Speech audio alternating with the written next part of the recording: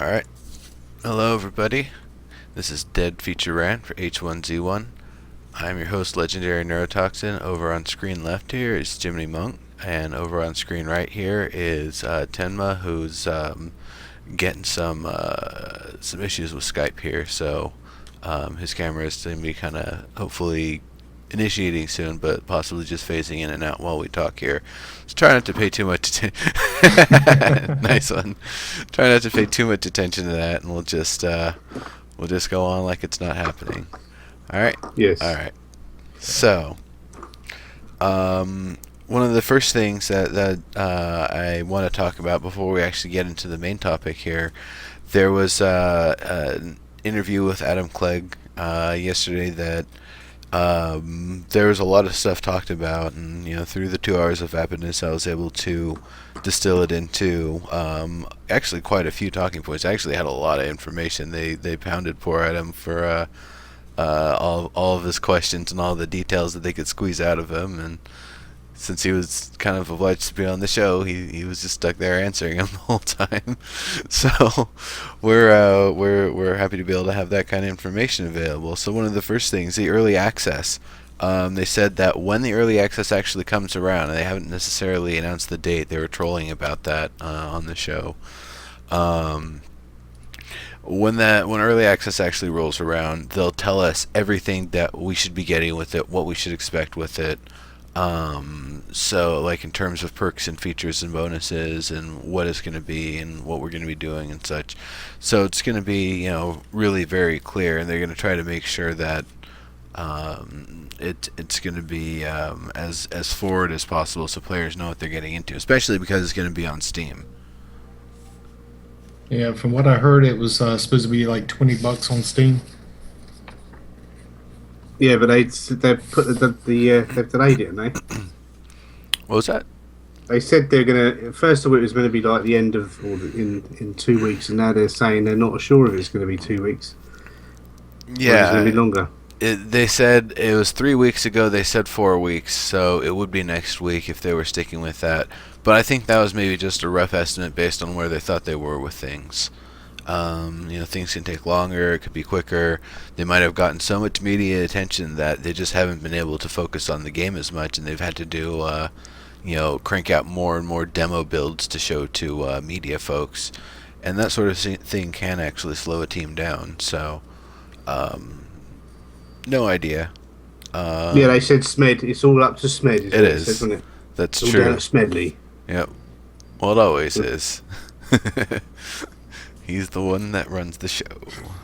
He is the one. So, house building. They talked about, you got to actually build supports first before you can actually build up a house and its walls and everything. So, that's nice, but that's also, it definitely lends itself to, construction and that sort of stuff, producing a lot of sound and potentially being something that you're going to need a lot of help to be able to do, or just have cleared the area or be very far away from where a lot of stuff would be when you actually start it up, so you don't get zombies while you're trying to build it. Because you can build the supports up, and it's like, great, now there's zombies nearby, and now I still need to build up the walls. Yeah. Or you could just go in there and gank somebody else's stuff that they've already freaking built. Yep, that's true, because they said it's basically going to be a free-for-all. When somebody dies, all the locks and stuff on their house basically go up. Like, anybody can go in there and loot the place and take it over and all of that stuff. So even if it's secure, the lock should be solid. You'd have to fight to get in. Yeah, I know, I agree. I don't know if that's something that they're going to be changing at some point, but it sounds like the way it is right now. I don't know if you're actually going to have a physical key as an item that opens specific doors, or if it's just going to be assumed that you have the key and you own the house. I think having to actually slot a key into a keyhole, and even if it's a bad key, it's a bad door, you might have to jiggle it a bit. That's a time sensitive thing. If you've got to get zombies, or get away from zombies, you're getting chased. Yeah. You can kill someone and you can't get in their house and get killed on a doorstep. Yeah. The sound's just gone, I think.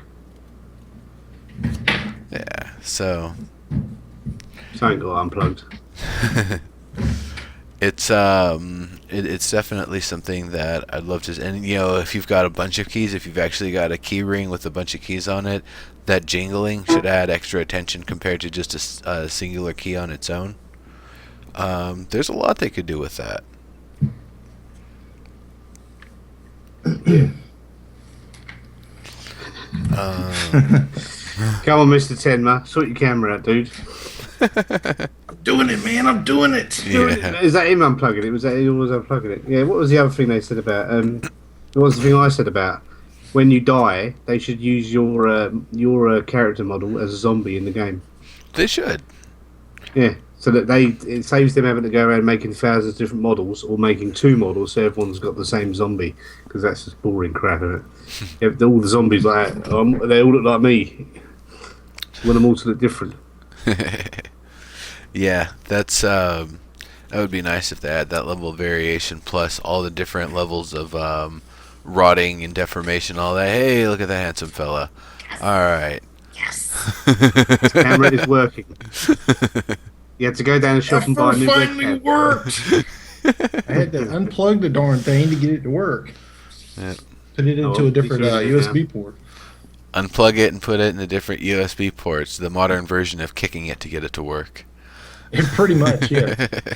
Awesome. I mean, we've restarted it. We restarted Skype, and yeah. Yeah, we've been through some rounds with it here. So now they talked about a lot of different interesting things. The idea of being able to potentially train infected animals, or the actual levels of infection being something isn't fully infected, isn't fully zombified. It might still have some amount of consciousness to it. Possibly even players being in that state. Isn't that straight out of Walking Dead, where she's walking around with two zombies on a chain? Yeah, there's that, but they were saying actually training an infected wolf to be able to do specific things. Now that's something also that I think is kind of a change from before. Previously it sounded like there wasn't going to be anything infected except humans. Now they're sounding like there's going to be animals and such infected as well. Well, yeah, that'd be good. Honestly, you could train animals to do stuff. Go on, Tim. Have you seen the show The 100? Not familiar with that one. Have you seen that? Well, basically it's like a nuclear bomb went off. Everybody was trapped up in space. They came down to the planet. Well, in this one scene, they're walking through the forest and they see this beautiful deer. And then all of a sudden, the deer turns around and looks at them, and it's got two heads sitting out like this, That might have had something to do with that. Nice. Yeah, that could be it. That's a good idea. No, but I mean, you can have all the mutant animals, and then you can have the you could train a dog to go in amongst the zombies, because the dogs won't be attacked by the zombies because they think it's infected already, isn't it? So it can go in, grab stuff, bring it back, sorted. There's all sorts of options with that, or just having animals that you've trained to act as a lure and just get the attention of some nearby zombies and then run the hell away to a designated point. And that could even be part of a series of traps that the animal has been trained to go a certain path. The zombies, they're just going to go straight line. So one little curve that they go around, that little curve is to avoid basically a big old pit trap or something, and the zombies just file straight into it until I guess there's enough of them that they start to create a ramp, and and then they just start coming back out the other side. But that should be, if you've got that many zombies and you've got them trained that well going into a path that you've pre-trapped, you're probably in a good situation. A giant mincemeat machine at the end of it and just grind them all up there. Yeah, exactly. I mean, it's almost a tower defense situation at that point. Grind them up and then sell them. Yep. Oh man. Sell them at Sainsbury's. Yeah, send dry them up, grind them out, and then send them back to whoever is sending those the care packages or the airdrops or whatever. It's like some sort of a miracle cure. Yeah, we've got some genuine zombie meat here. Yeah. It'd be kind of cool if you like in the actual world you just follow the direction of the plane and it ends up at like an airport or something. That'd be nice. And I don't know if we're going to have, like, how big the world's going to be and if we're going to have airstrips and stuff, or if that's something that maybe some servers will and some servers won't, or how that's all going to work. But, Didn't they say that the world's going to get bigger? yeah, they As they did. expand, it'll get bigger and bigger. And I'm hoping that's going to be, like, real expanding and not like you get to an area and, loading please, and you get to a new zone kind of thing, like a zone edge boundary. It'd be terrible if that was the sort of thing, because that'd really break the immersion. You probably have people that are just like sitting on the edge waiting for someone to come by. If they can't gank them, they'll just go through on the other side and kind of exploit it somehow. So I really hope that if they do plan to grow and continue growing and growing, that it's going to be done in such a way that it's completely seamless. Yeah, they'd have to put a giant wall around it otherwise, don't they? 50-foot wall that you can't get over. And it turns out you're in a containment field, or you're in New York after it got turned into a prison. Wait, now explain that again. New York turned into a prison? Escape from New York.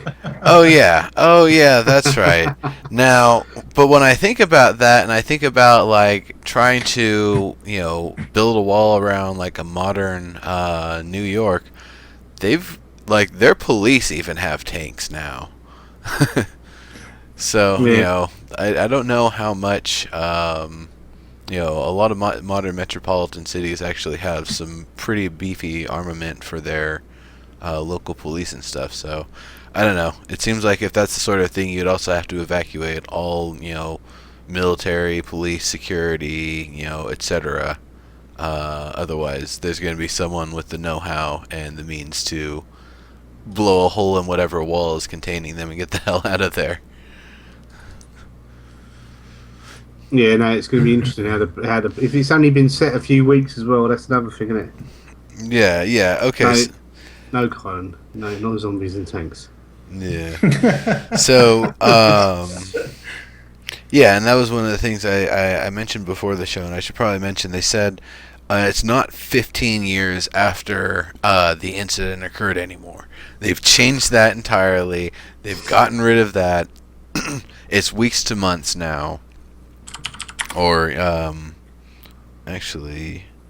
Yeah, it's only set really recently after. Yeah, event. just weeks a month. So, all of the stuff that we've seen up to this point, It's all nonsense. yeah, it's all potentially going to be changing. The houses don't all have to be all that old and dilapidated. In fact, a lot of them look like they're still in pretty decent shape.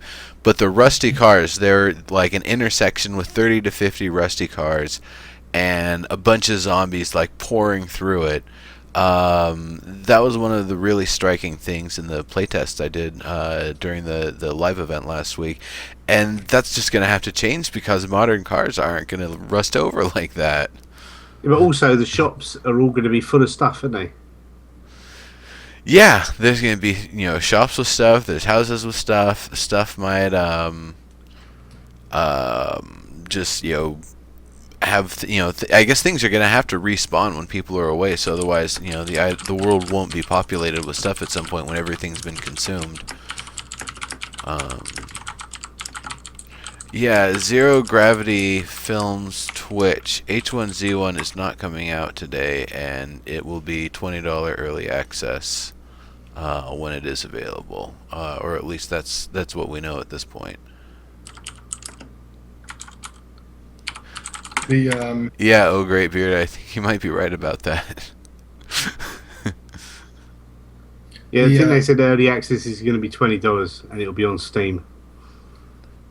Well, from the most back to what you were saying earlier, I mean, you take an old car and you sit it out back, and if you're around like pine trees and stuff like that, I mean, it collects sap, it collects, like the pollen and mess like that, and it makes the car look like crap anyway. So, it doesn't really matter.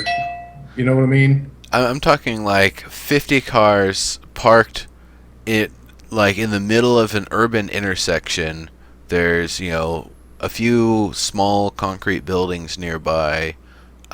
Maybe one of them's a gas station, so there's even more kind of open space on that end.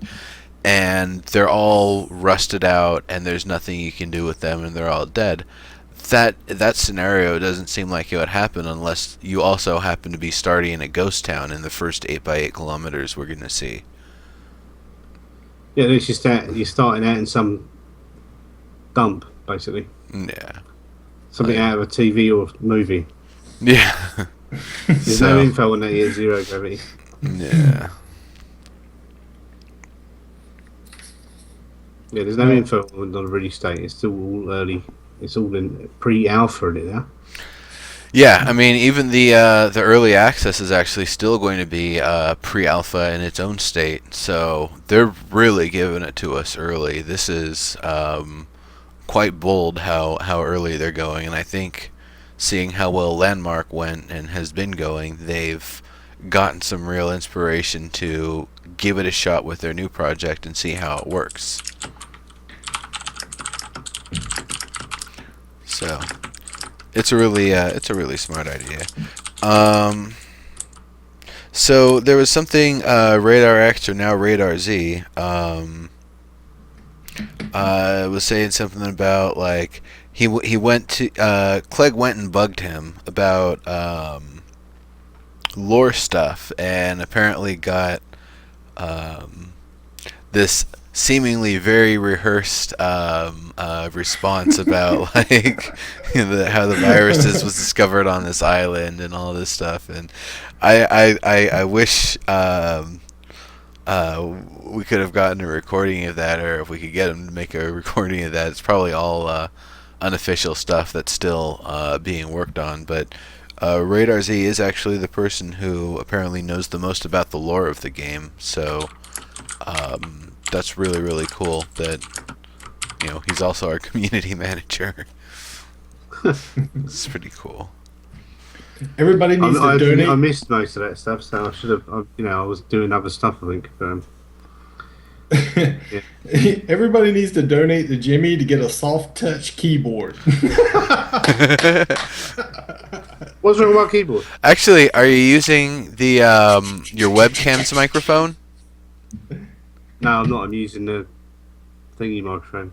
Which thingy microphone? Freestanding one. Okay. That's yeah, fine. I found headset microphones usually do the best to mitigate keyboard sound. You don't have to change it up now. I'm just... Anyway, voice communication is something that's going to be important in the game. I wonder that would be the worst thing if somebody is... they have an open microphone or whatever, so they can voice activate talk in game, and their keyboard actually gets picked up, and it just picks up the really high hard sounds from the keyboard. So yeah, that's the zombies just hear clickety clickety clack coming through. I could see that being potentially troublesome. I don't know what they're going to do to have, if the game itself will have some sort of noise cancellation built in to just get the player's voice ranges. Game already, and can you hear me? I'll just change over to the webcam. It's kind of like the what is it? The SOE mode. SOE mode. Yeah. All right. Yeah. Tenma's got a beard. He's just got invisible hair. Yeah. It's just invisible hair chin. That's chin hair. That's all it is. I'm still stuck in my military ways. I just can't grow a beard. It's too strange. You have to get a wig, mate. You have to get a wig and stick it on your chin. I got something I'd like to bring up here. Let's see. Hold on one second. Smedley recently posted about the new environmentals. Oh yeah, Smedley did the thing about the weather, showing off the rain clouds going, and you could very clearly see in the distance. I think it was just the scale of the screenshots we were seeing. There's this rain cloud here, and there's very clearly rain pouring down from it. It's comic. It's like it's very comedic to me the way that looks, because it's not When rain is happening, when you're in the middle of a rainstorm, it's not like there's this one cloud here and you're just seeing water straight down from that, and then it's all clear everywhere else. But I guess it's just the scale of things right now. Maybe it was just really, really far and zoomed out. We're never going to see it that far. We're just, He was just excited that they've got a weather system that is like doing it properly. Yeah. Where when it's raining, it's not raining on the whole planet. It's only raining in that. Yeah. Where that cloud is. Where that one little cloud that follows the rain good around. Yeah. There was one other environmental thing that was recently mentioned, was falling trees. Yes. And I mean, I could see me like sitting behind a tree going, okay, here we go. All right, ready? And need to go to move or something, and all of a sudden a tree falls right beside you, and then all of a sudden a horde just mauls you. Actually, oh what I'd like to see is something where you can do an even more complex trap. You weaken a couple of trees, and then you tie a rope between the two, and have a knot in the middle that you've got another rope attached to. So when the horde of zombies is coming at you, you pull the rope. Both trees come smashing down in a V on top of them, also creating a defensible wall that you can then use to continue fighting. That's the sort of thing I'd love to be able to see, and they could potentially even put that level of physics in with it if they wanted, with the falling trees. Yeah, they definitely could.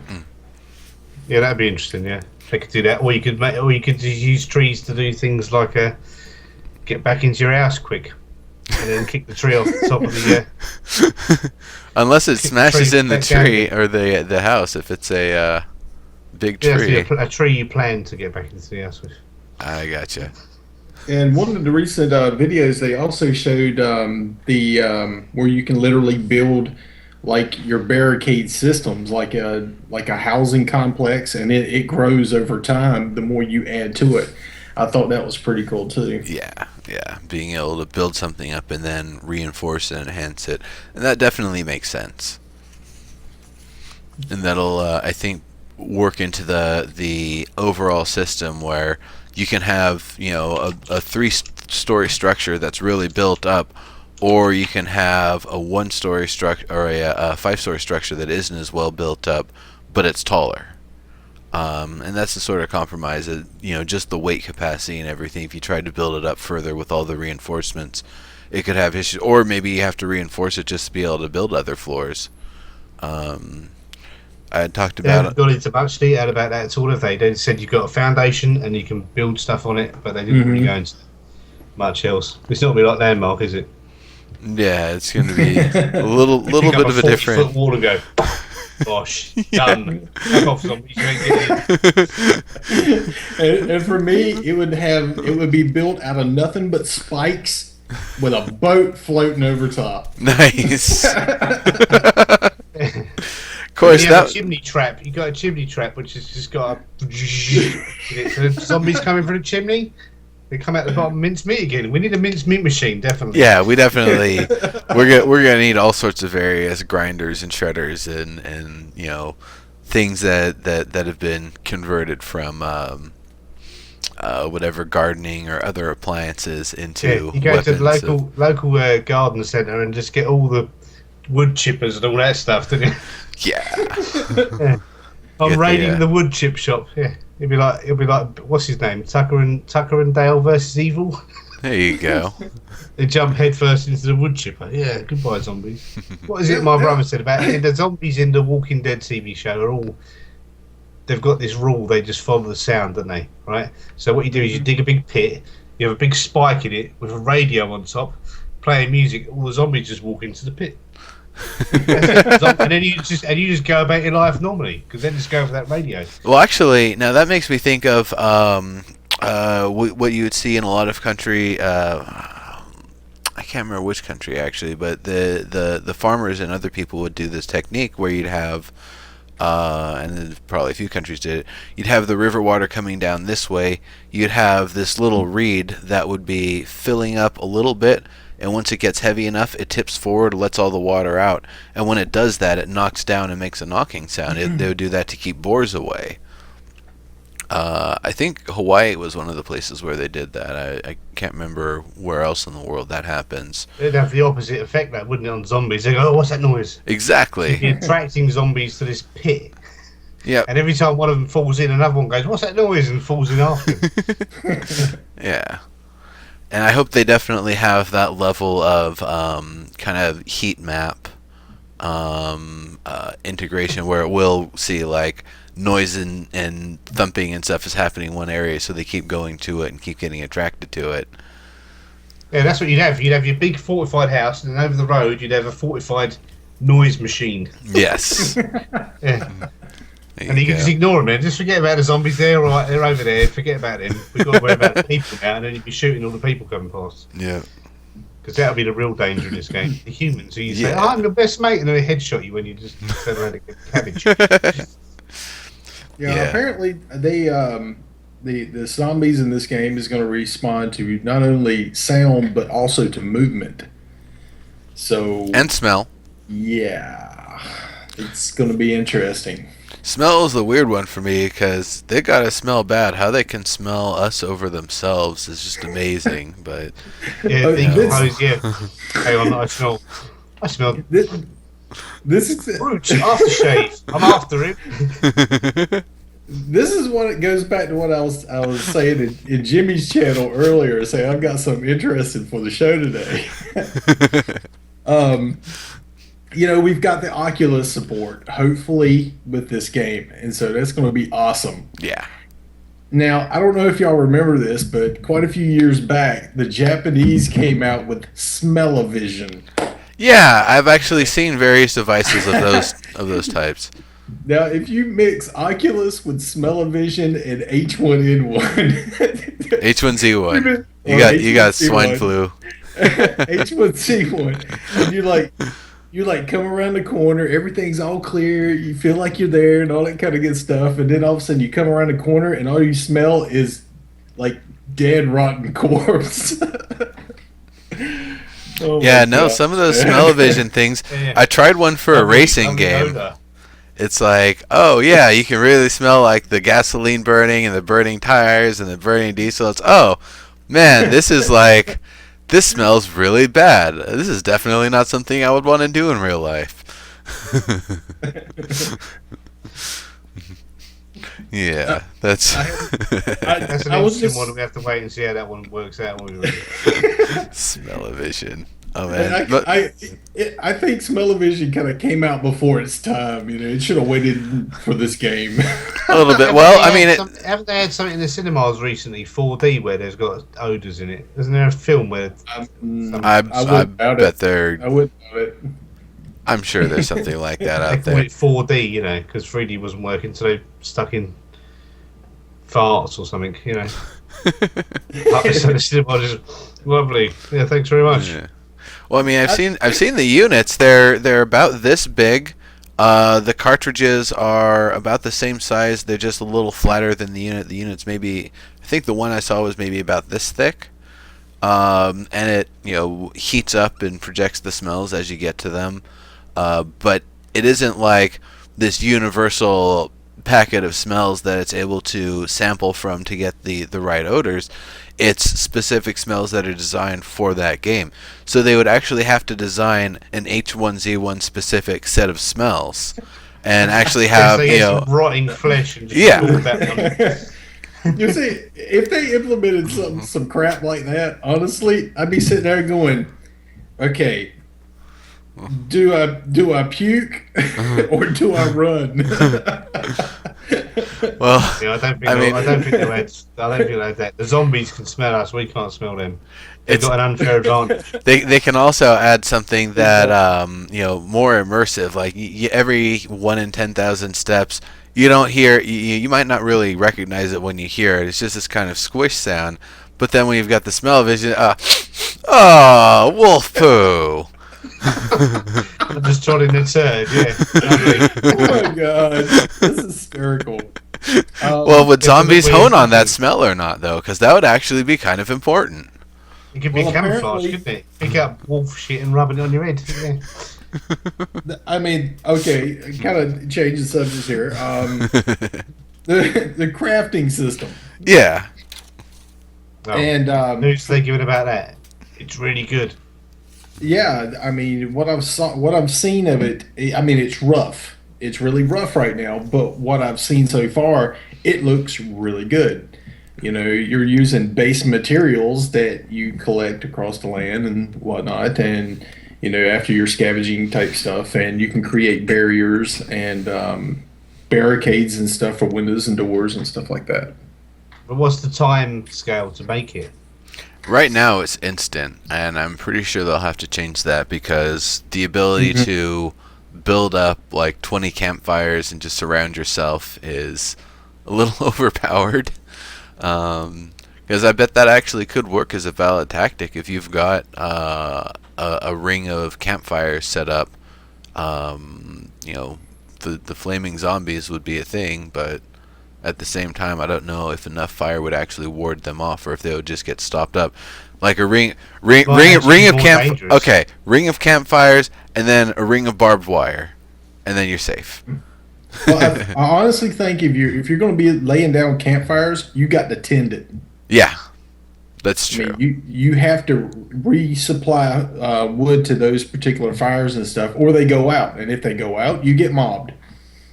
Yeah, definitely. Make it Or realistic. they might attract zombies, not scare them off at all. Yeah, they will. They're zombies. They will attract They them. don't even know they're on fire, are they? The zombies feel pain. And I don't know if they're all going to have the moth effect, or if just some of them will. We really don't know the differences and variations that they're going to have. Or maybe that's the thing, is they'll all look the same, but they'll all have different attributes and properties. Some of them will moth to the flames. Some of them will run away from it. Some of them will. They said that they will have different attributes. Some zombies they'll all have different things. Like some will be runners, some will be walkers. And eventually you'll know. What did he say? He goes, the one that walks like this, whose shoulder hunched forward, is the one that runs really fast. Yeah. You know? Yes, And you'll figure it out as you go. Because you're going to die 5 or 6 times straight away. Basically. We've seen that, you know, quite a few times in several of the release videos, where like certain ones they'll chase you, and then other ones just gonna, Yeah. you know, barely move at all. So Let's hope they're all like the ones out of The Walking Dead, because you can just go out and go kill 50 at once. And their heads are really soft, aren't they? Yeah. Just stick a pen in their head and their brains explode. what's We need funny? we need some of them zombies in the game. What I find funny about Walking Dead is the simple fact of how slow they actually move, and I'm like, all you need is like a tent stake and just running around just. Yeah. That's what I don't like about that show, because the zombies are just pathetic. They walk like this, and the next minute there's 500 of them right on top of you. Yep. How'd they get there? They were walking at half a mile an hour a second ago. Yeah. So yeah, we'll have the dozy zombies, but they're gonna have some good ones as well, hopefully. And they probably will have a lot of variety. There were a few other things here. I'm going to just kind of go through them here real quick. So like I said, it's not going to be 15 years. It's just going to be weeks to months. Now, they've said creepy is what they're going for, not jumpy for the type of horror. They don't want things like popping out at you and trying to scare you that way, but more kind of what I was experiencing when I was playing the demo. You hear stuff kind of scratching around in the distance. You'll hear things going on far away, and you're not sure if it's coming for you or what's going on with that. So you're trying to handle your business quickly and trying to look around every corner before you go to make sure you're not about to run into something stupid. So that's more kind of the horror type they're going for. They're not going for something where you're going to be every time you go into it's not going to be like Outlast then, where you're getting the shit scared out of you every 6 seconds. No, that is not the goal for this. Outlast is an MMO. Let someone else do that. For sure. Yeah, And someone should, but not SOE. Yeah, maybe. But I think it's one of the questions they asked the other day on Twitter was, what would you do? What's the first thing you can do? Is I get up on the roof and make sure I'm quiet and hide there. All right. I go, fucking what? Zombies don't know I'm here. Fuck off. I'm on the roof. How can they get up here? And pull the ladder up with me afterwards, you know? Yeah. Well, in that case, they just keep coming until they start climbing over each other and end up on top of the roof. I mean, Oh, no, you mean like the stupid movie zombies, the ones that just like 3,000 miles an hour zombies, the wall would have fallen down. What was it, War Z or whatever it was? Yeah. The idea that they would actually attack each other trying to get to you is something else that I'd love to have them address, because I haven't really heard about that much. Yeah, did they have yeah, exactly. Are they all out for themselves, or have they got a hive mind? Yeah, and that's something, because I could see if they've got, Storybricks AI saying you need to get this flesh at any cost, swing at anything, smash your arms against walls or whatever's in front of you till you get to it. They'll just destroy each other, and the ranks from behind will kind of continue pushing through. But the ones that are doing that and the ones that are actually surviving from that are probably going to be the toughest ones. Well, maybe there's, you don't know exactly what type of an infection this was or whatever. They may not even see like we do. They may see in like an infrared or something, and they just move towards whatever's there. And if it's something that's like themselves, they may just totally ignore that it exists. That's I true. don't know.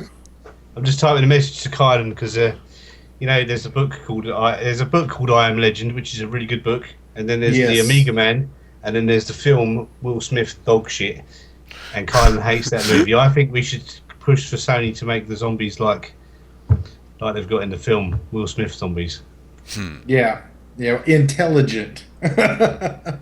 Or some intelligent, some not intelligent. Well, no, because that actually starts to run into issues, and this is something that in international markets, if you actually have depictions of a living human that's just infected, that you're destroying and decapitating with all these horrific means, that's not far enough away from humans that you're just murdering humans, and it's just a human murdering simulator, which Germany and Australia and China and stuff aren't necessarily as into.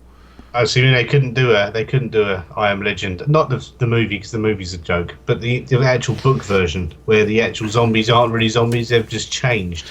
Yeah, if that have changed. They need to not be either need to not be human enough or not be alive enough, I guess, to count. So just being infected apparently isn't quite enough in every market. So that localization might also be really interesting for the game.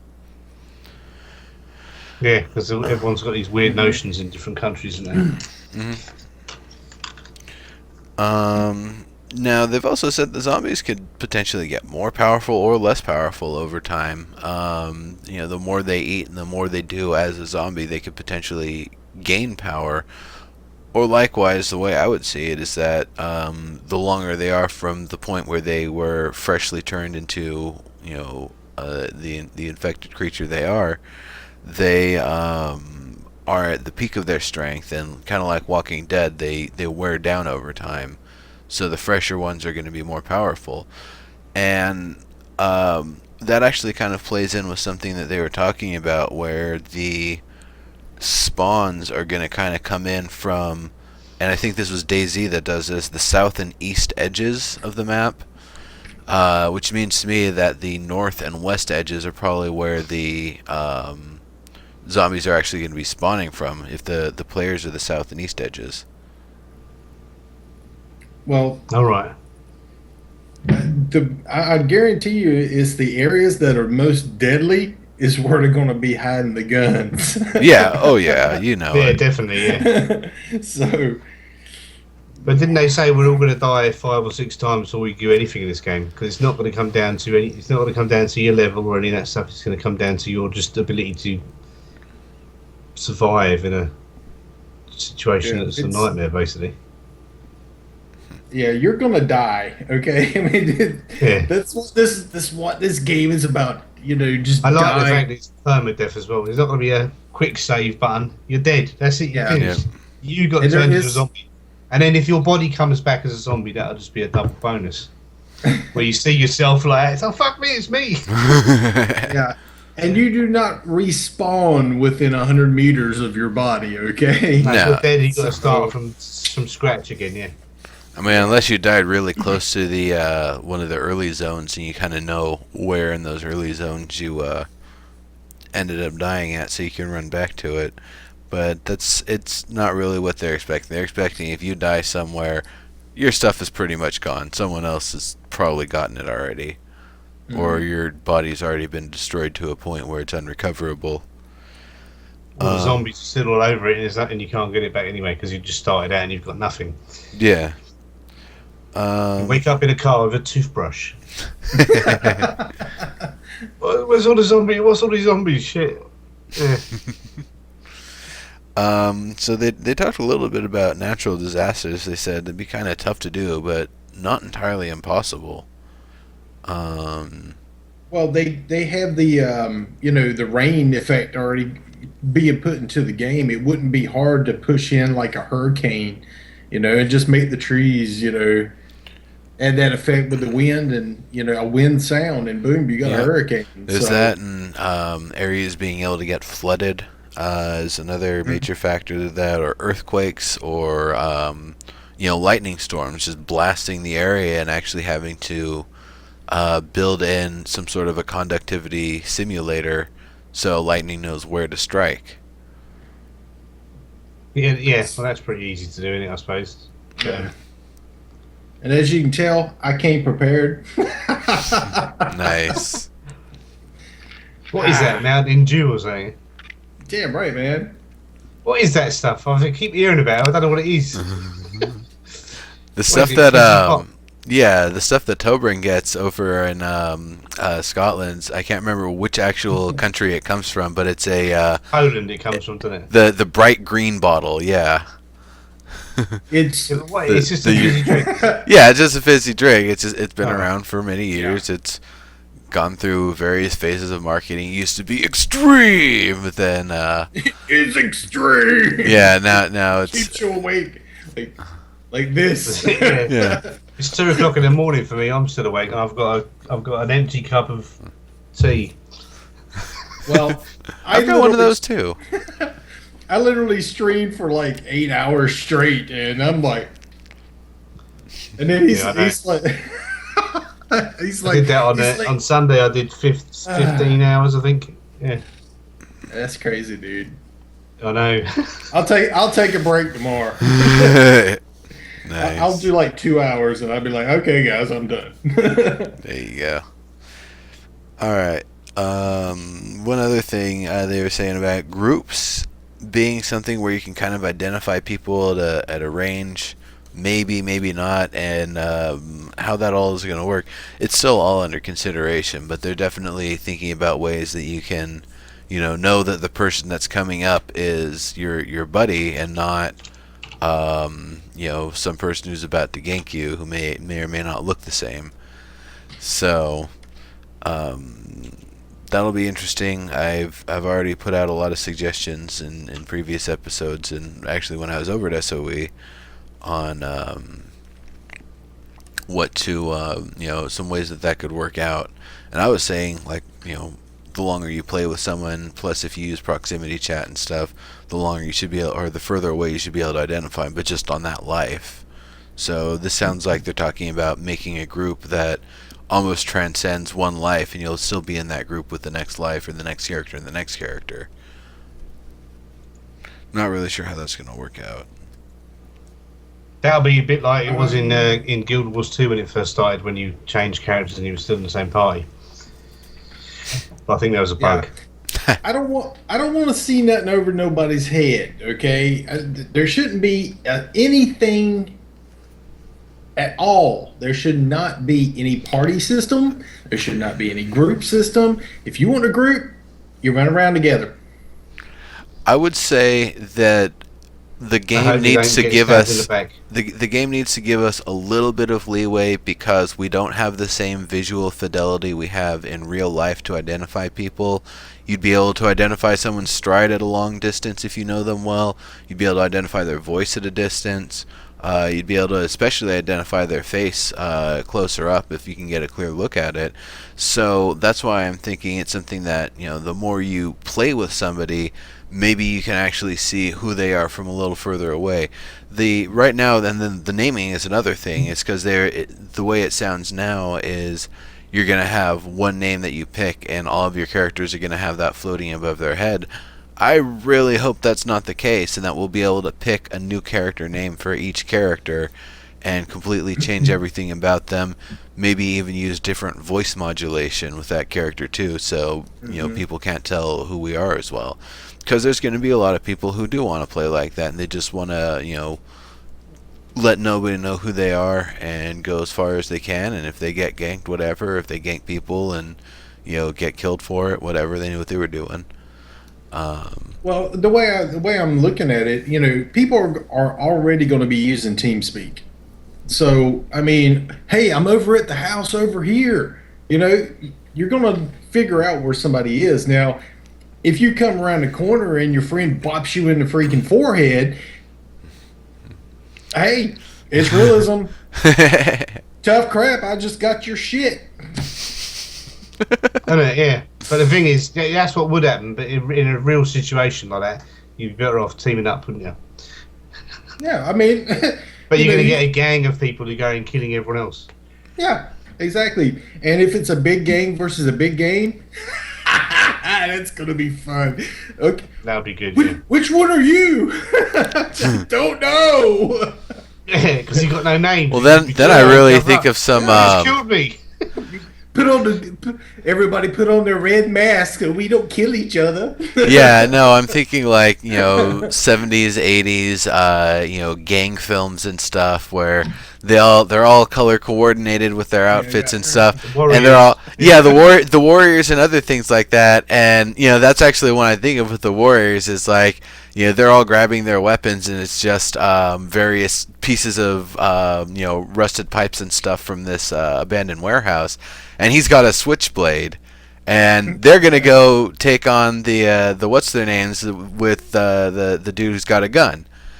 And so that's kind of the level of tech we're looking at. We're not going to be seeing full on assault rifles and grenades and all that stuff. No, we're gonna see like one guy's got a switchblade, one guy's got a gun, everyone else has got just random whatever, and that's what the brawls are gonna look like. Yeah, I'd be the guy on the hood doing the moonwalk. I'm just saying. That's you. So when we see you, we don't kill you, yeah? All right. He's doing a moonwalk with Tenma, don't kill him.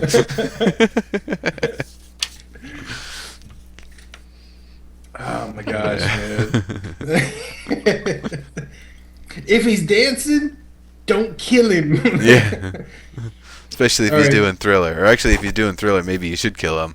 Yeah, he's expected. Get him. All right, something I'd like to bring up.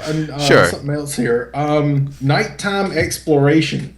Yeah, that'll be nice because if you've ever gone through a forest with a lantern or a fire source and all the shadows and stuff it creates, and ever been with somebody who's doing that and you see them in the distance with their light source compared to yours, yeah, that just alone is creepy.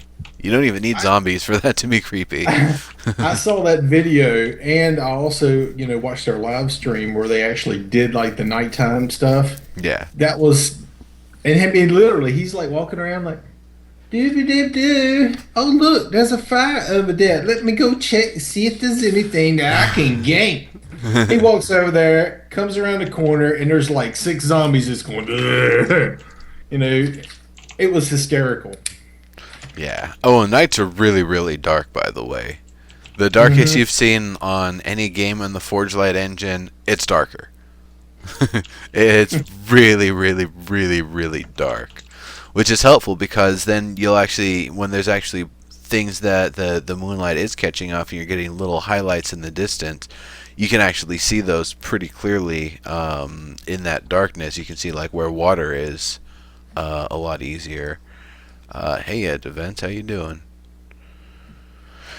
Um, yeah, so night is going to be great. Night exploration. They say at night you're not supposed to go exploring. That's your time to be somewhere safe and hunker down. So night exploration is one of those things where you spawn in. You just log in. You just made a new character because you died the last time you played. You log in. It's nighttime. It's like fuck me. I'm pretty sure they're going to have it set up to where there's more zombies at night than there is in the day, just to kind of they'll push go for that the whole fact. thing they done with a landmark, and everyone's next. Do you want it to be more dangerous at night? And everyone said yes, because everyone does want it to be more dangerous at night. Well, they don't even need to have more zombies necessarily at night, so much as that you just can't see them as far. You just can't be aware of them from as far. So You stand still when it's midnight. They're like, "Fucking, I'm not moving." Climb up a tree, and just hold on to it. I go right. yeah, Don't move. try not to fart. Yeah, definitely don't fart. Now they've said electricity is a possibility, though. They're looking into what they're gonna have in terms of electricity and devices actually being able to set up lights at night potentially. Maybe not. We'll see. Amiga man generator. He's got his generator running at night, so he's got spotlights. Well, I think that's going to be in one of those cases where you got to have fuel, you got to have the generator, and most likely you're going to have somewhere to put it, which is kind of rolls back to the big fenced in areas. Yeah. You need infrastructure to have electricity for sure. It's not just something you haphazardly have access to. Solar panels, maybe you'll have limited during the daylight electricity, but I think it'd be kind of cool if there's actually like a knowledge system in it. In other words, you find random things in the game that improves your knowledge, and then say a book, you find a book somewhere and it increases your chances of success of creating a solar panel. Throckmorton, yeah, hydroelectric. Instruction book, but they did say they want it to be more based on the player's skill than the character's skill. Yeah. They said that the other day, so you can put a solar panel down and just plug the bloody wires in. I mean, I can I can build an engine, so and then there's somebody else that don't know how to build an engine. But how do you differentiate between what I know versus what Jimmy knows? Yeah. There's some amount that people might have to learn, but they've said, and this is particularly with the context of guns, you don't need to be a gun expert to be able to build a gun in the game. There'll probably be a certain amount of parts that you'll need, and it might even tell you need this, and this to complete it. But it's definitely not going to be like you need to have this type of spring and this type of these types of parts to make this type of the magazine. You have to bore out your own chamber, and you have to have this type of tool to do it with, and set the bore at the particular rotations or whatever that you want, all of that stuff. I mean, you got to find all the components for black powder. You got to be able to actually find primers somewhere. Yeah, so all of that stuff. That's you got to beat the brass. Yeah. So they're gonna kind of give us some of the tools to let us know, like they're not gonna have a recipe list that says get this, this, and this, but it's the sort of thing that you probably, if you've got most of the things, it'll maybe say just need a couple more things, this and this, and that way you'll know. So that way you don't necessarily have to know all the parts and know all the stuff. And at the same time, if you do know all the parts that go into making a gun, you're not sitting there like, well, I only have like 8 of the 20 parts I need right now. What's going on? are the rest of the things just kind of assumed to be in these bundles and items and stuff, or how's that going to work? So it kind of would kind of split the difference between a professional and somebody with no knowledge if you get enough parts and it can kind of tell you what the rest of what you need is. So Maybe they could have it so when you create a character, you come from a certain background, and that certain background gives you a certain boost in some area than it would another. I wish I've asked them about that, and they said they've talked about it and they've considered it, but no, they don't want to do anything where a player will create a character and regret the decision that led to the character being created in that way because they're limited from doing something else that they'd want to be able to do. So that's I understand. I feel like they could work through that, and It doesn't have to limit them, does it? It could just be they get a bonus in firearms use or mechanical stuff. Well, that's the thing. There is no firearm use or mechanic. Everything's flat. Attributes are flat. Skills are flat. Proficiencies are flat. Knowledge is flat. Everybody knows everything, can do everything. I think they should have more variation, but that's how they're doing it. So, Well, I mean, you could basically set up a system where when you first log in, you have like 15 jobs. You can have an electrician, you can be a nurse, you can be a doctor, you can be a caretaker or something like that, somebody who watches kids for the day. You have all these different jobs and stuff that you could be. Now, once you click on that particular job, that job is set in stone for 24 hours. After that 24 hours, you can change to another job. That way you have choice.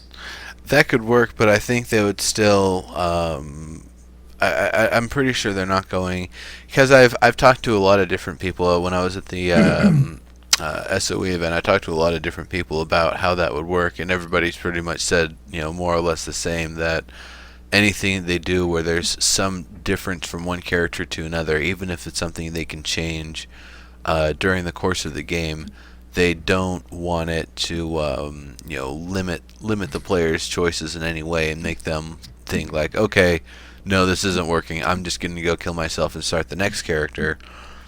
I don't know if that's partially because they want to avoid gank fests and people being like, okay, I'm done with I'm done with this character, I'm just going to go kill people until the next one's ready, or how that's going to work. Yeah, so it comes back to what they said. They want it to be more down to player knowledge. You work it out yourself how to fix stuff. What were they talking about? Ammo, where you just get a bundle of ammo, or they were talking about whether you got a load of cartridge up or not, or whether you can pick a cartridge up. They were talking about that for weapons ammo. Yeah, they decided on just having it in the bag at the end, didn't they? They had a few different versions that they talked about with that, and I believe the live stream last week, the part that I was on, they actually addressed that. I can't remember if it was during the discussion or before or after when they talked about it, but they're saying there's basically like a few different versions. They want to have, maybe it's ammo's part of the weapon's durability, or ammo is actually finite things you have to load into magazines, or ammo is just a thing you have. And they, thanks for the follow, Sarcasm. I don't really know what they're going to be doing. We might even be the ones helping them decide that as the game goes forward, as we actually get into early access. It's definitely, I feel like having to load magazines and having to manage magazines is a really big deal, and making players have to do that because it is a survival game. It's not a first-person shooter. As it is, we're not going to have fancy aiming mechanics. We're going to have the iron sights, and that's it, and maybe a scope if we've lucky enough to have a scope. Well, I honestly think that if you find a particular weapon, it has a certain amount of ammo. After you shoot up the ammo for that weapon, it's useless. Unless you find somewhere to get some, yeah. I mean, But it's going to be hard to get ammo, isn't it? it's going to be. I mean, it's literally going to be almost impossible to find ammo. I mean, because there's so many different variations of ammo. Well, it's not like everything shoots 5.56. No, but they're only going to have as many ammos as they have guns to use it, and they're not going to have that many varieties of guns. I think they said maybe it was going to be about 12, or maybe that only going to be about 12 initially, and that there's only going to be one ammo per firearm type. So that's it's definitely something that it'll be interesting to see how it goes.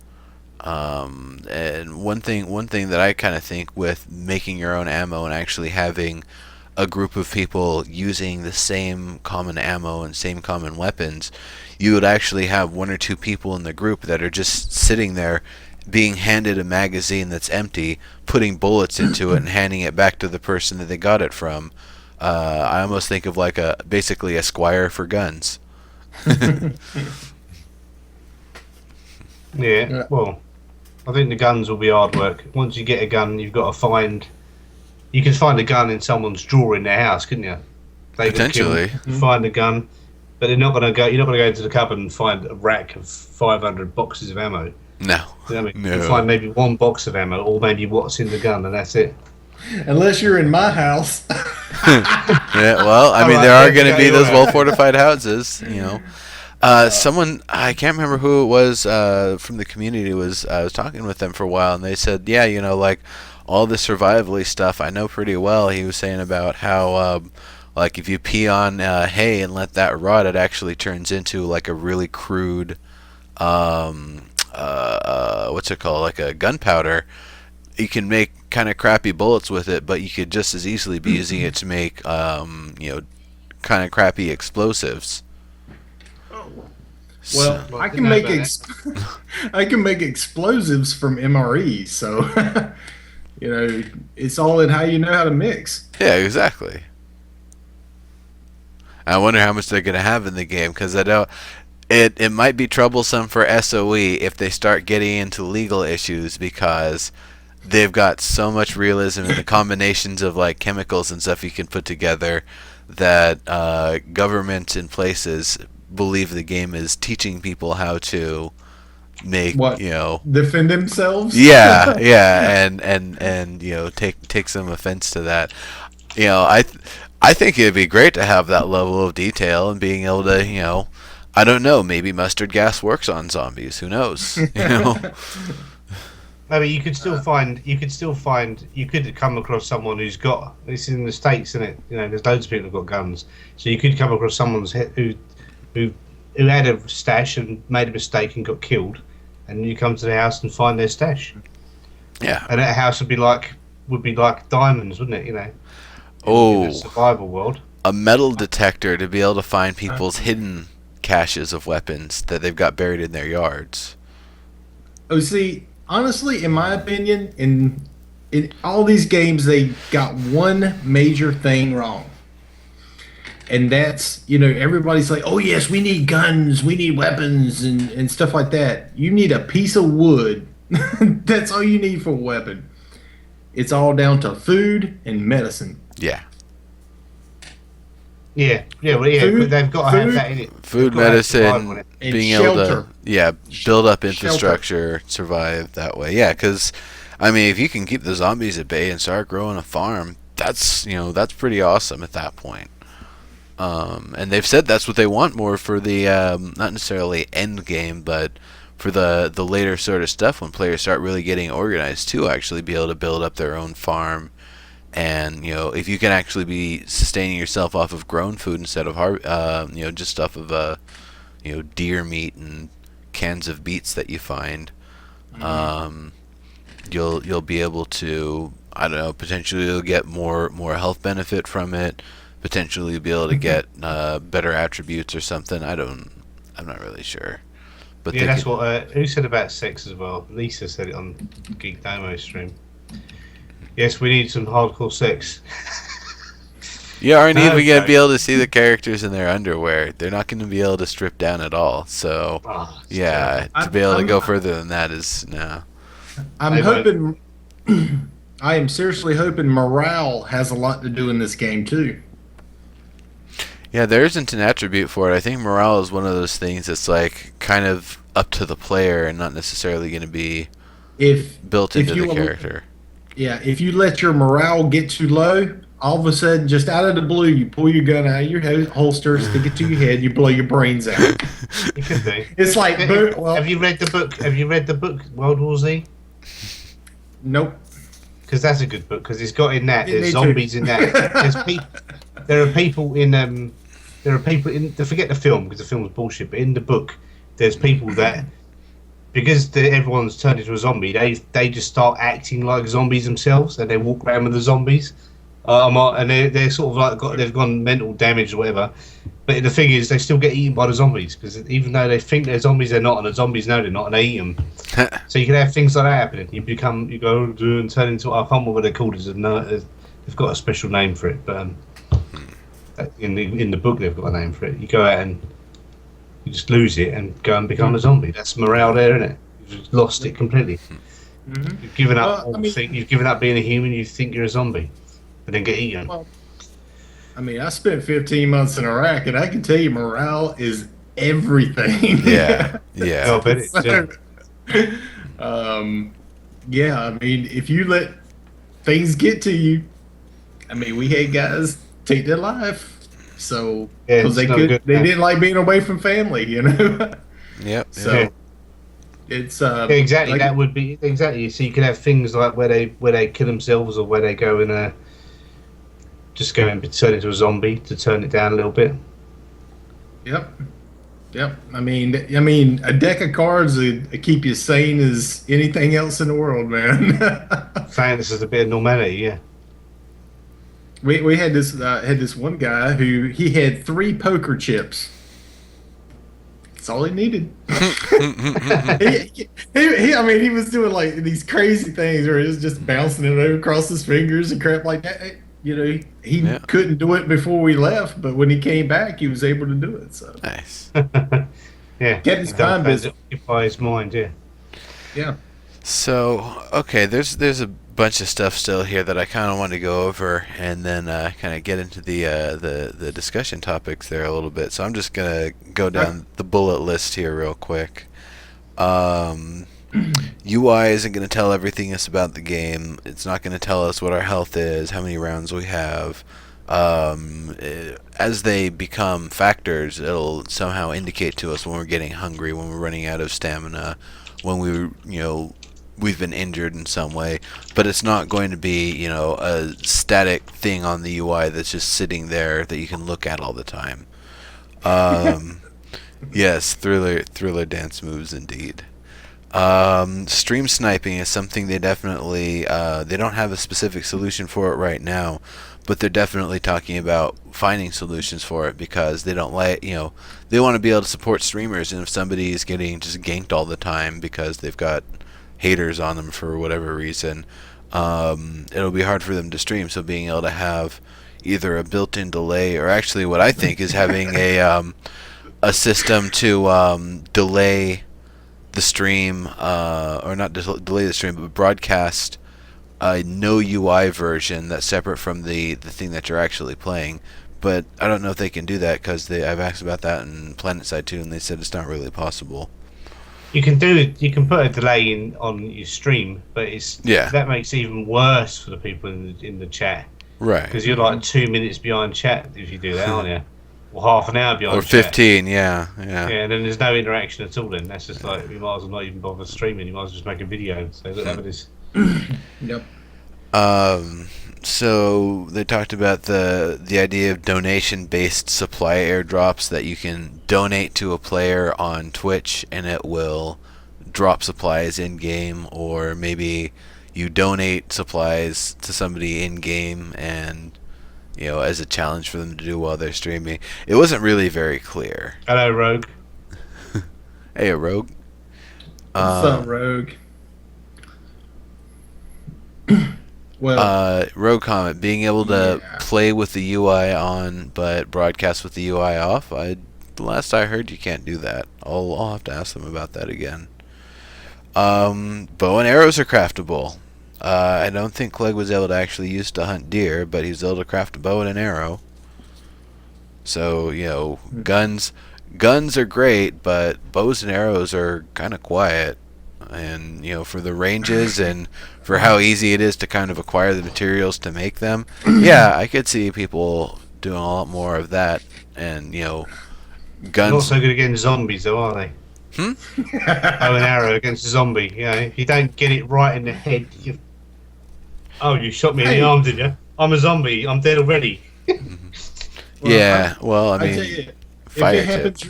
if it happens real, I'm gonna be like Daryl. I'm gonna have a crossbow. Yeah, there you go. Yeah, you've even got the accent for it, yeah. Yeah. Tack them up with a crossbow. Yeah. Hey, I got a bear drawstring, man. I'm good. Nice. So there's sets of objects that kind of comprise a group, which the devs use when they're placing things in the world. So, like when Clegg's building or putting down a warehouse, he's built that warehouse from various different items and just kind of made it into a group. So a lot of the buildings and a lot of the structures are actually very modular, and they can mix and match them in various different ways that looks like they're all entirely different buildings when they're in fact just using different parts in different ways. I mean, yes, they are different buildings, but it's not like the solid building is modeled. It's that all the pieces are just kind of being put together. So that's pretty cool. They talked about the idea, or blood trails were kind of talked about a little bit, but I don't know if they're necessarily going to have them because, once again, blood is one of those things that doesn't actually localize very well to countries that don't like to have blood in their games. Then they said the aesthetic system, and I think this has already been kind of known for a little bit. When you loot aesthetic items that have been purchased off of a player, there's a, what was that? 5 deaths, and then it gets returned. Yeah, the durability. So that way, you can't just have like 2 people who have your orange scarves or whatever and have them keep killing themselves, and your entire crew of 50 people gets orange scarves.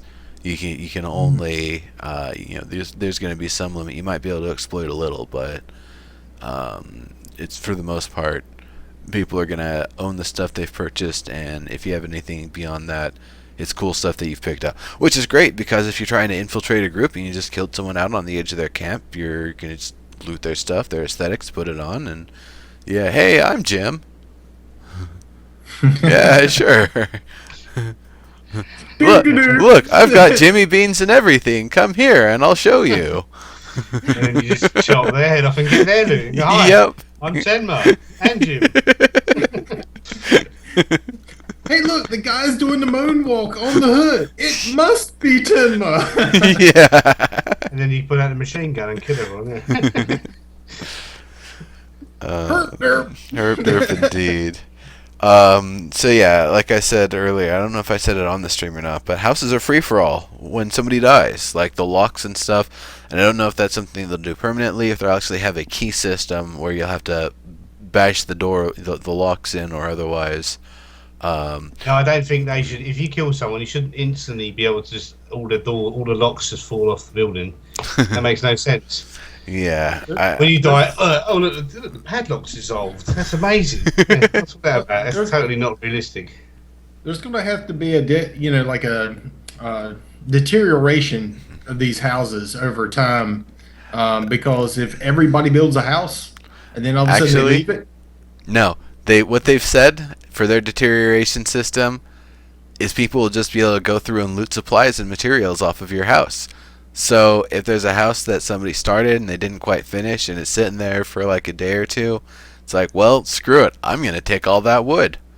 And you know, if you can survive the process, and do it. Won't be like landmark, will it? Them buildings that are half up there, it can be, you can raid them, couldn't you?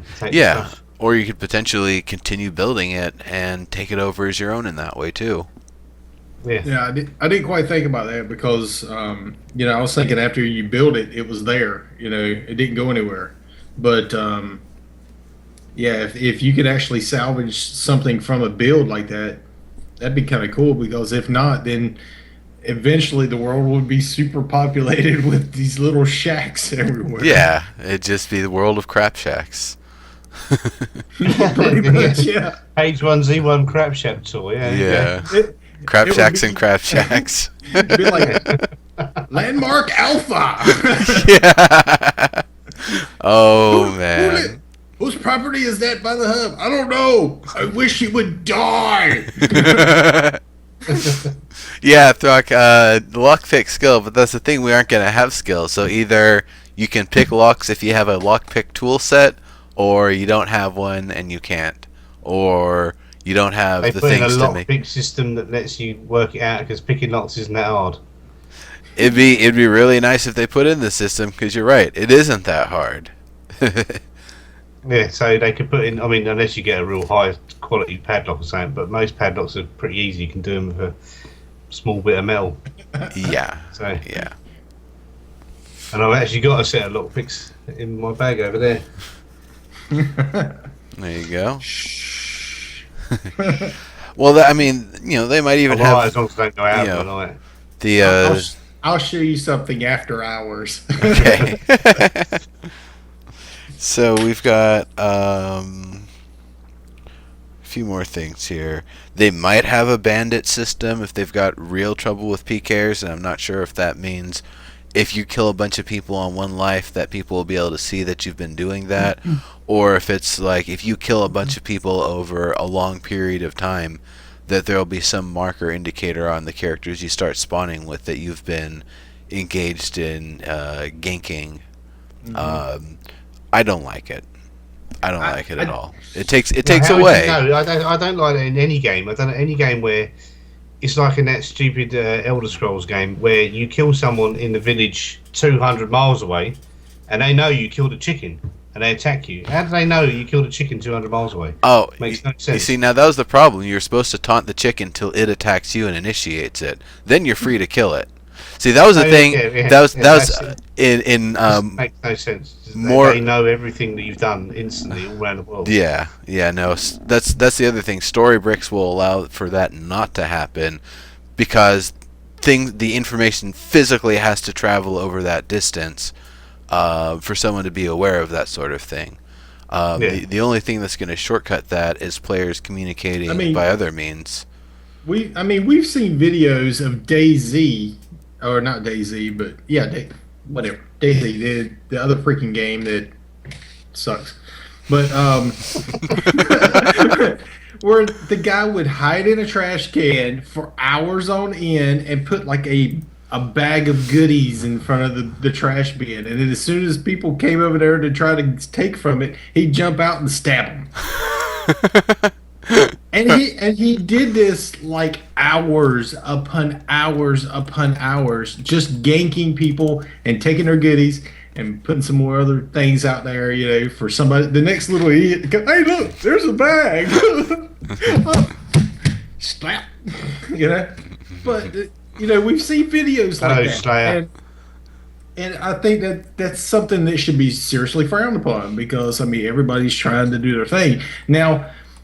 If you kill somebody back to back to back, I don't know. It's playing with fire, not playing with fire. No, if I kill 5 people in a group, loot all of their stuff, and run a half-mile north, it should be, unless people can detect because I put on all of the gear that they were just wearing and specific aesthetics that all of them were just wearing, nobody's going to know. Nobody should be able to know. There shouldn't Would you be, able to put all the clothes off someone that's all covered in blood and use them as well?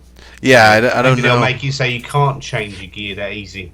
So you Exactly. can say, there's a bloke with a yellow shirt on, he just killed me and my mates. And then with the next person with a yellow shirt, you headshot him. course, that could be a reason for someone to, buy or just collect a whole bunch of shirts and just keep on, or just whatever clothes and just keep changing their outfit after every. He's got a shirt to him, yeah. He's got a yellow shirt on. Watch out. Well, when someone kills him, it's like, what the hell? This person just got clothes in their inventory and like a bottle of water and a can of beets and a knife. What the hell is going on here? Oh, man. Should be fun.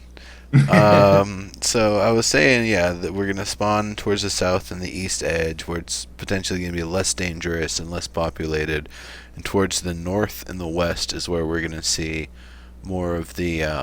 I'm guessing that's where the edge that the zombies come in from is gonna be.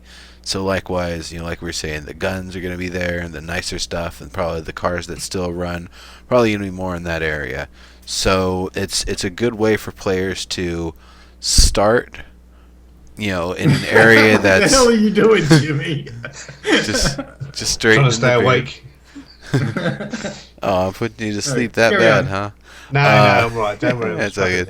So the idea that we're gonna potentially have to work our way towards the northwest slowly over time as we get tougher and tougher. That's a really interesting thing. Or the idea that if you can kind of hang in that area and get a lot of supplies, fill it up into a jeep and bring it back into the starting zone, it'll kind of be like an early loot infusion for the players coming in. Or maybe you're setting up a civilization towards the starting areas, and that's how you want to do it. You could do that, but then you could end up getting someone finds out you're doing it and comes in and kills you. Yep. Someone can always kill you. That's light pollution. Chain smoker. He's chain smoking without a cigarette. Yeah. He's got a cigarette up his nose. You can't see it. Yeah. No, I've got. God, I don't want to endorse any specific rapper, but imagine some rapper who's like really big on smoking weed or something. He's just on the other side of this curtain. All right, okay. Yeah, I can't really say there's a specific rapper. I'd be like, hey, he's over there. It's like, nah, no. You can't tell us who it is because he doesn't want. We don't want him to know, do we? It's top secret. Yeah. Body damage states. If you hit him in the leg will be damaged. They'll be limping. If you hit him, I'm guessing if you hit him like in this area, it'll kind of potentially disable the arm, or really any part of the arm. It seems like this area is kind of like the crunchy area is real easy to hit, and they're not going to be able to dodge the same way as like if you're trying to hit someone in their swinging arm. Good one, Slate there. So that'll be something interesting, and I don't even know, maybe headshots are gonna like really ring the character's bell and everything's disoriented and like kind of rotating. You're seeing two images like phase back and forth or something trippy like that. Do zombies respond to a kick in the bollocks? I don't know. If they don't really... It would be interesting to find out. Let me know how that handles. Okay. Now, it doesn't work. Now I'm just thinking of like something straight out of a comic book, putting like an axe blade on your shin and then being able to kick up through a zombie and just kick it in half. Now, it wouldn't be in this game, but that would be just hilarious. You've been watching too many movies, bud. That would take some serious. You'd have to have long legs and really kick hard. Well, that's why I said like a comic book character. Yeah, that'd be funny. Like Tekken, wouldn't it? Or what would that Yeah. Yeah, Tekken or Soul Calibur. Yeah. And world deformation, they intend to be something that's detectable. If you're trying to dig, if you're trying to build, if you're cutting down trees, it should be something people can see in the distance. If you cut down a tree in the distance, people will be able to hear it, they'll be able to see it, maybe there'll be a dust cloud that pops up. So, that's part of like adding to that whole heat map for interactions in an area sort of thing, and I think that's great. Sledgehammer to the groin, demolish the pelvis, make it impossible to walk. That would make sense. That would make sense. Then you get a lot of them arm zombies, crawly types. Yeah, Get your ankles. Which They've said about having zombies on different eye levels, so you have to look down, you have to look eye level, you have to look up, look on the walls, look around things. Zombies will be coming from everywhere, so really having to look around, having those crawlers like that would totally make sense. They should have Easter egg zombies as well. Like one with a orange cone on its head every now and then. No, well, one that literally is dressed up like a mummy. There you go. Oh, well, that'd be great for Halloween, having costumed zombies. That'd be hilarious. What about a zombie dressed up as a bunny? There you go. Actually, that's something I would want players to be able to do, is if you can have one isolated zombie, have two players that can grab the arms and kind of hold them at a distance so the zombies just kind of spread out. And then while it's kind of like that and rendered unable to attack, you have the third person come up, put on makeup, put on a mask, put on the little bunny ears, put on a little pink dress or whatever, and then you send out the holiday zombie, and you say, okay, whoever manages to take it down, you win something, or maybe you get ganked if you try to do it, and you just follow this zombie around and try to gank anybody who tries to take it out. They've not answered about kid zombies.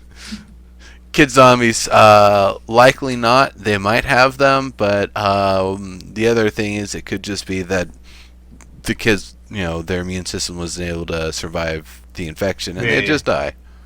Yeah. Head in the bag. I'm going to leave that one out because it's probably going to be too contentious. I got to bring this up because this is like one of my favorite zombie movies of all time. Me and my friend, we get together every single year just to sit down and watch this movie. It's The Return of the Living Dead Part 2. Return of the Living Dead. Part 2. Part 2. Not Part 1, Part 2. This is the old one, is it? Get that damn screwdriver out of my head! I don't know. Is that the old? Is that one of the old ones?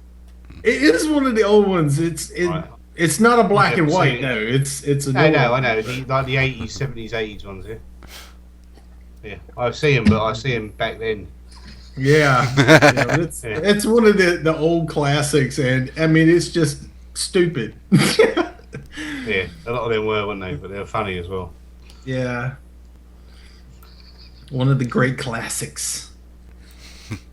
All right, so apparently this game is actually got PS4 support, or will have. Yeah, I'm sure.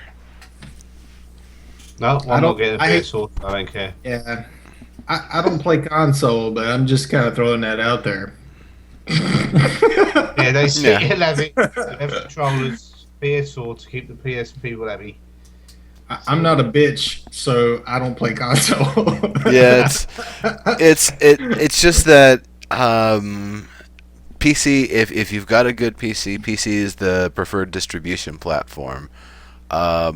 Personally, the idea that games will only come out for consoles and not come out for PC because of exclusivity, licensing, and no other reason, that stuff sort of bugs me, because I do love playing games, but I want to play it in the interface that I'm most comfortable with. If I want to play on a gamepad, I've got a gamepad. If I want to play with a full-on flight stick, I can do a flight stick. Just keyboard and mouse, I'm comfortable with most things, though. And that's also another thing why a lot of games sometimes just end up going to console and never to PC, because they don't want to bother with making it available for PC users to be able to have all their peripherals and all their controls, or compensate for users who don't have a dual analog stick.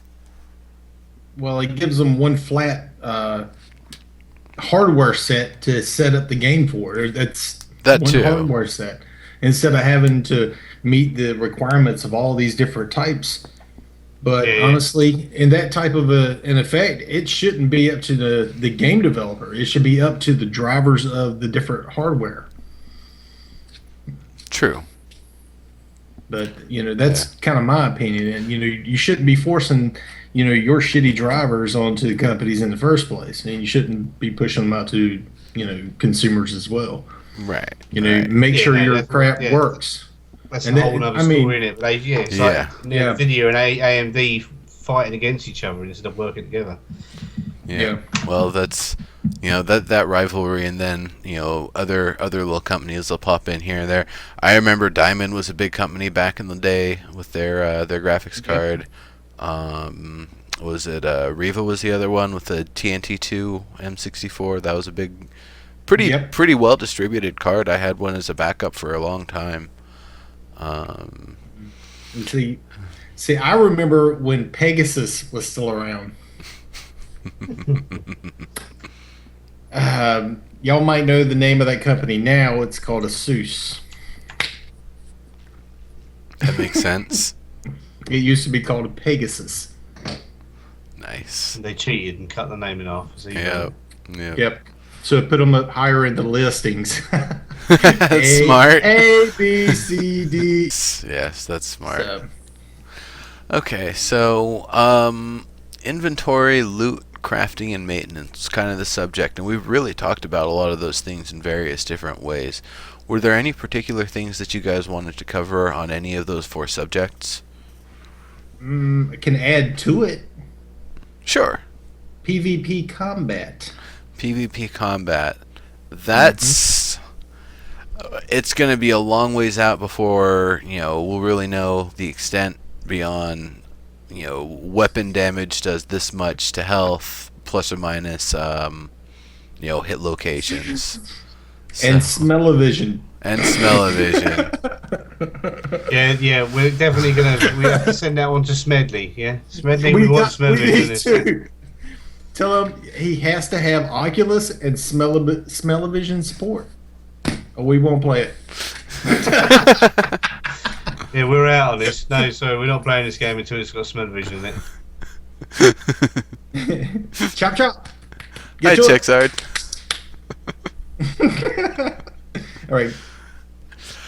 All right. So, no, you cannot check Zard. You can't thank him at all.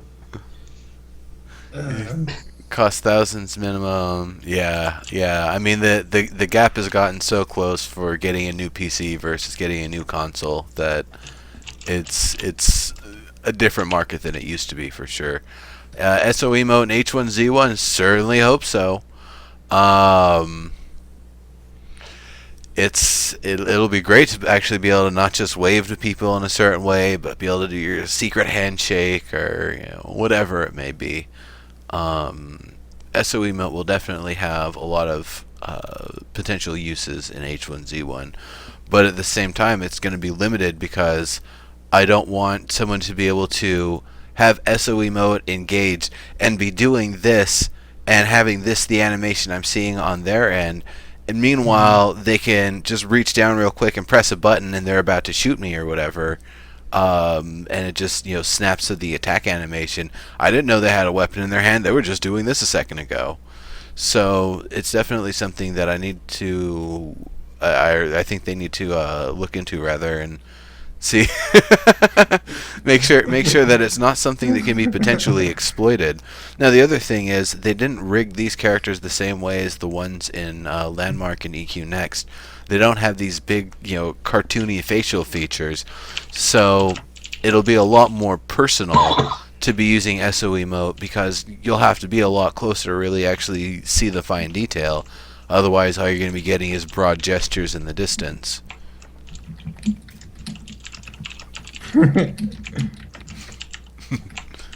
Early access. I wish it was next week. It would. I will say this: if they were sticking to 4 weeks from when they first said it, it would be next week. But at this point, they've said it'll be when Smedley says it'll be ready, and it is up to Smedley at this point. So. You like my response to that, right? Yeah. You missed out the trademark. Yeah, I forgot the TM. I'm sorry. I screwed that up. I screwed the pooch on it. So you've completely, it's all completely ruined now. It's completely ruined. God, man. And he walks off in a huff. It's like that. That's how you're going to do it. All right, next. So So we talked about inventory. We didn't talk about encumbrance or inventory limits. Now they said inventory limit is probably going to be like however much you actually have space to hold things. Like everything, if your pants have pockets, if your shirt has pockets, if your jacket has pockets, if your backpack has pockets, you get to stuff things in them. So that seems like that's how the the amount of items you're going to carry is going to be limited.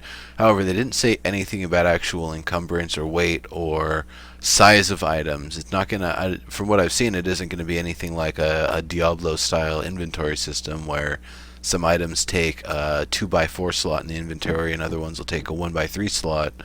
So I really don't know if you'll be able to carry 20 wood logs in your back pocket, or if they're going to have considerations for that sort of thing. No, you shouldn't be able to carry 20 wood logs in your back pocket. You need a group to carry 20 groups of wood logs, wouldn't it? What I'd like to see is basically you have to build a weight bench. And you have encumbrance like you do in Skyrim. And the only way you should have encumbrance. It's an old D&D thing, isn't it? Encumbrance. It was like, Well, yeah. You carry too much stuff, you're weighed down. So. Yeah, and you tire out a lot quicker. Yeah. But if you got a weight bench, you can build it up a little bit, Yeah, you gotta build a gym. Well, that's it. We're all building gyms. That's it. That's the next plan. Right? Okay. It's unfortunate though, because once again they've said there's not going to be any stats or progression of any sort like that with the characters. So I guess we can assume that every character is coming in with almost superhuman strength. Well, I don't know about that. It should be an option to change it, maybe. But I don't know if they're going to. But yeah, maybe they'll just have it so everyone's got a fixed limit and make sure you get combat trousers and combat jackets with 50,000 fucking pockets in it. It'll be right. Yeah. Basically, there's something in the game that allows you to pick up, more slots, which basically is, you find a bigger bag, you find something that actually increases how much you can carry. But the more you carry, you get tired quicker, depending on how much that item weighs. Okay, this it's getting too confusing. Yeah, so carry on. All right. So in inventory, just in general, how that all the maintenance is going to work, and then how you're actually going to interface with crafting. If some things are going to require a like an actual built crafting station, a workbench, some sort of saw table, drill press for some more sophisticated things. Really, how all of that's going to work out, I'm quite interested in seeing. Take a lifetime to haul enough stone to build a castle. Yeah, that's that's right, Alpha. Like, for an individual, for sure. Even with heavy equipment.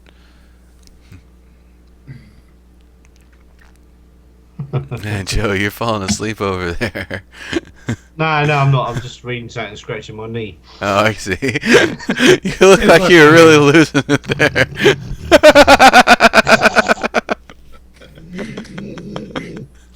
Zombie!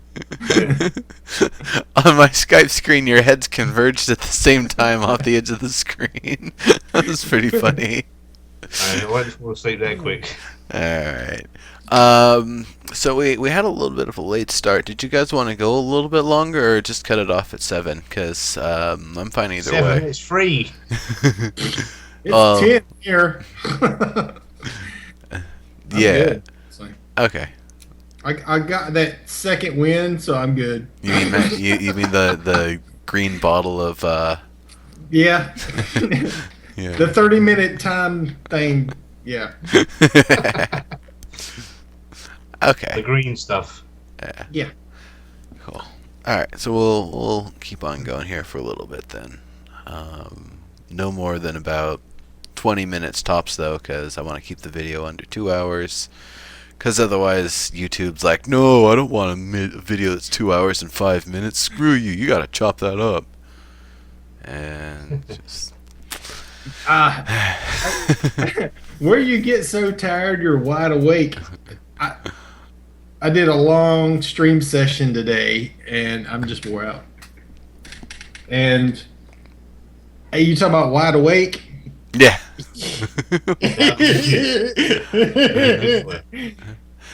Cool. See you later, Chexard. Thanks for coming through. Good night, Chexard.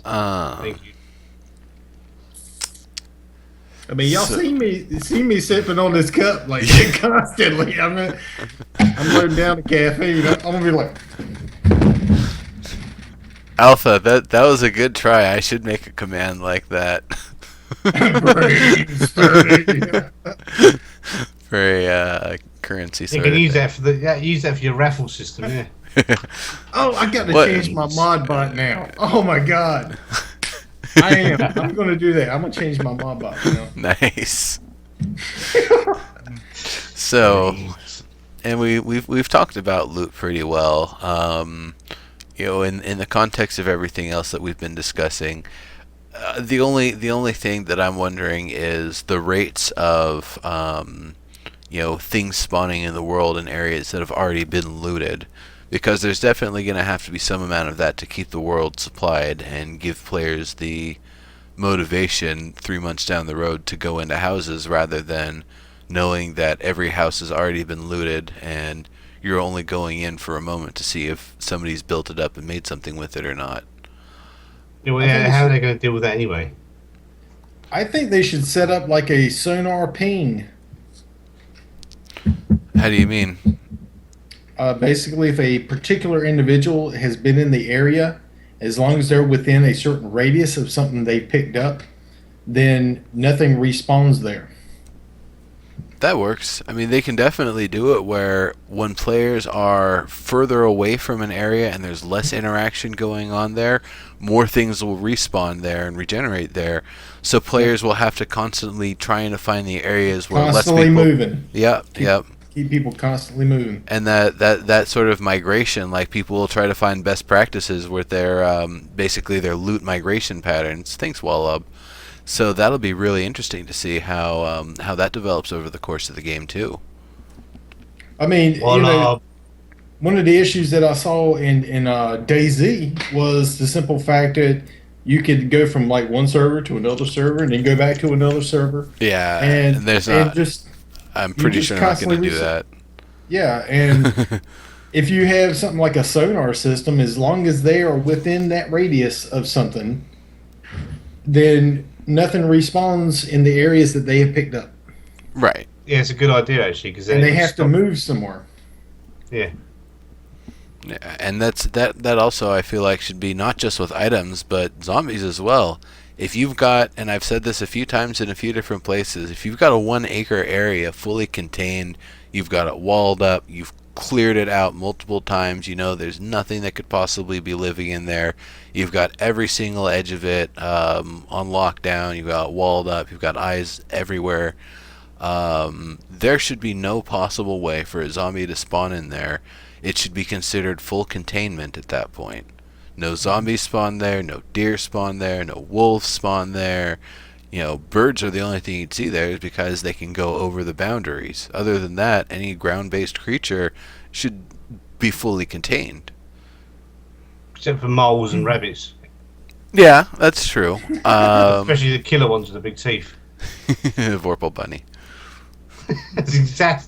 That's the one I was looking for, Vorpal bunny. Yeah. I don't know if we'll have the Holy Hand Grenade of Antioch in this game, so that that would make things a little difficult. Arundanel, or however you say your name there, zombie on a leash. I want one. Yeah, everybody's gonna want a zombie on a leash. Zombie on a leash is gonna be like, that's the symbol of civilization. Look, we've subjugated these zombies. This one's just sitting here to kind of be what's up to the other zombies, and zombie bunnies on sticks. Clegg said that might happen. Yeah, that's the thing though. Yeah. He's only been on the team for like 3 weeks. He can say a lot of things, and people is like, oh, that's just Clegg clegging up an interview again. All right. Hey.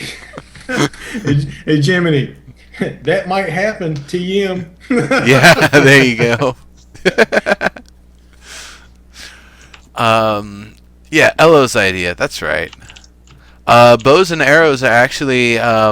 Jimmy had said, I think last week, that they were thinking about it. This week, Adam was saying that bows and arrows can be crafted. He's crafted them. He has not hunted deer with them yet, but they're definitely in. They were definitely going to be a thing.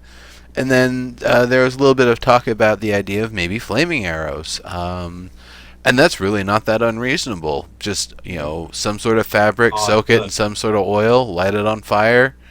That's really easy. I honestly think the more realism you put in this game, the bigger of a hit it's going to be. Yes. Yes.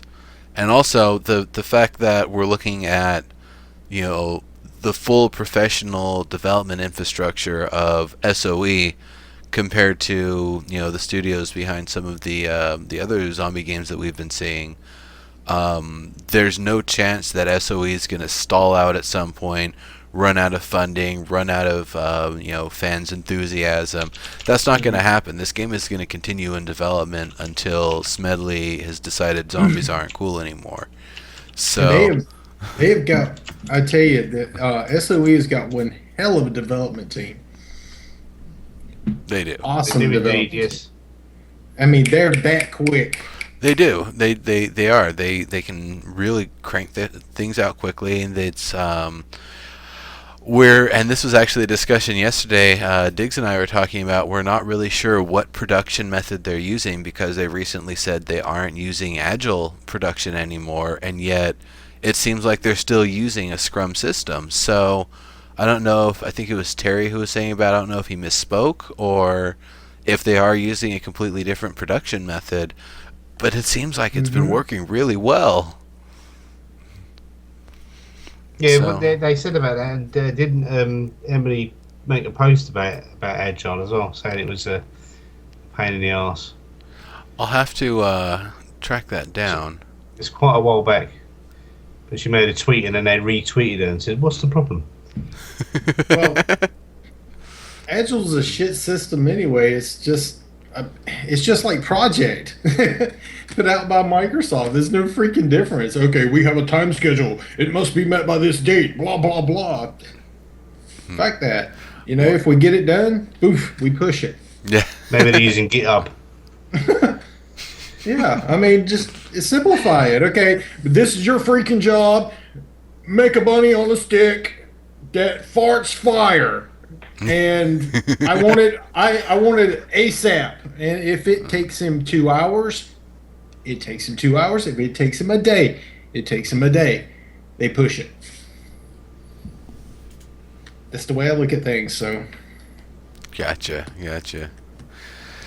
So, crafting, we've talked about that a bit. I'm not sure, once again, if there's going to be full recipes or if there's things that you'll be able to find in the world that tell you what the recipes are for everything, or for specific stuff, how that's all going to work out.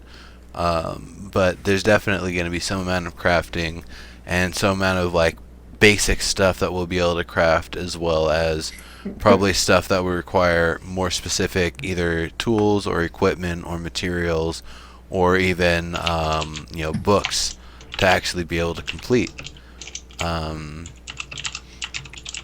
Actually being able to make a solid sealed house, that actually takes a little bit of work. It's not, you can't just go out with a hatchet and with 2 hours of effort have a house that you're in. You need nails, you're going to need something to seal the top, if you're going to want to have a door, there's other considerations there. So yeah, there's It's going to be complicated, isn't it?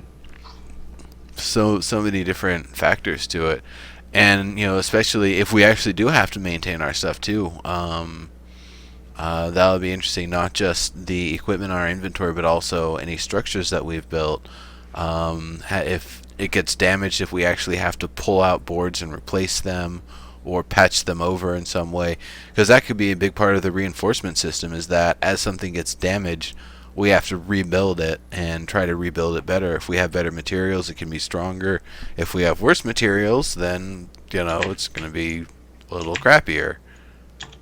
Well, upkeep's always going to be an issue, especially in this type of a game. So, as long as it's not a landmark up, it's just going to be upkeep for where, if you get attacked, you need to repair it. It's not going to, or if there's a bad weather, you need to repair it. But it's not just going to go, oh, you've been away for a week, I'm going to collapse.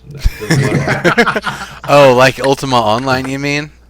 Ultima Online was that game was the worst about it. Like, there wasn't as much space in the world, so I could see it really getting fully occupied really quickly if they didn't have a high degradation system. But if you put an item down for like 15 minutes, it's gone. If you put a house down and you aren't back to maintain it in like a day, it would be like really fucked up, or it'd be even potentially gone. Depending on the size of the building and stuff, and what phase of the game you were playing, it sometimes got really, really brutal. Let's see. Nightbot, what are you doing? Shut up, you jerk. It's on the timer, man. Yeah. Shh. Just... Shh. Or it'll say something else. Yeah. Like brains. Brains. Zombies are coming. Yeah. That's what I'm thinking also. The whole brains thing, that's more of a supernatural zombie sort of thing. That's not really the science zombies MO. Science zombies seem like they eat flesh. It seems more like a necromancer zombie is going for brains. Well, brains are quite tasty if you cook them up properly. I don't know what they're like raw. But you got to get through a skull to get at it. Like the giblets down here. You don't watch zombie movies. Zombies can fight for anything. Well, they can. I ain't eating that shit. Okay, but that's the thing. In some things, zombies are super strong. In other things, zombies are rotten, and you can make their brains explode with a pen. So it'll be whatever the scale is with how tough the zombies are versus how squishy they are. I reckon they should arm everyone with just a pencil, because that's enough to kill a zombie. Yep. Oh, MacGyver server. In a nostril. Done. You want the MacGyver server? I see. That'd be the you have to craft everything from random odd stuff and no conventional items. That'd be fun. Now what you do, you take a pencil. This is a pen, but you take a pencil, okay, and you notch around the center of it. And when you stab them, you break it, and then you just run away. There you go. Oh, you bastard! I got a pen in my back. I can't get it out. Yeah. Every plank stolen. Just the hole in the ground where the toilet was. Yeah, pretty much. Vegetarian zombie, no frames for him. Yeah, pretty much. It's cauliflower. Cauliflower. I'm having that for dinner tomorrow. It's not as sexy as brains. Sorry, man. If it's got cheese on it, it is. Jeez. Cauliflower cheese. Brussels sprouts. Yeah. Make your room so smoky that no zombie can see it. Yeah, good one. Calm. Yeah, no, that's Climb on the roof. Make sure it's really hard to get on the roof. Hide by the chimney. That's where you sleep up there. Unless you've got flying zombies, you're. Doesn't. Yeah, it doesn't have quite the same ring. So, okay, some of these hordes that I saw, most of what I've seen is their little cutscenes and their live shows and stuff like that. And I saw the hordes. Mm-hmm. That's all I can call them, is a horde. Yeah, they are. And it's like you're walking through a city and it looks all empty, and all of a sudden you're around a corner and there's like 50 of them. And about 30% of them are runners. Yeah. And So you've got to come around the corner really slowly. Whenever you come around the corner, you gotta go. Jimmy, you got a Zombies visitor. You got a visitor, Jimmy. Hi, Sam. What you doing? Hey, Sam. You should be asleep. Hi.